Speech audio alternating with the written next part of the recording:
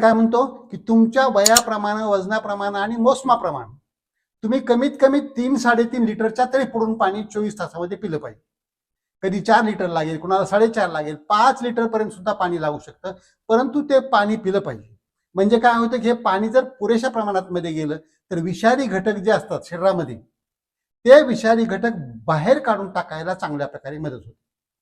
आणि जे आपले पोषक घटक असतात, जे आपण अन्न खाल्ल्यानंतर जे रक्तामध्ये शोषून घेतले जातात, ते काय होतं, पाणी पुरेशा प्रमाणात राहिल्यानंतर रक्त हे चांगल्या प्रकारे पातळ राहून हे सगळीकडं म्हणजे त्याचं व्हॉल्यूम चांगलं राहून मेंदूला सुद्धा पुरवठा, सगळ्या अवयवांना पुरवठा त्यात घटकांचा चांगल्या प्रकारे होतो. म्हणजे कमतरता भासणार नाही आणि चांगल्या प्रकारे पुरवठा झाल्यामुळे सगळ्यांचं कार्य चांगल्या प्रकारे चालेल.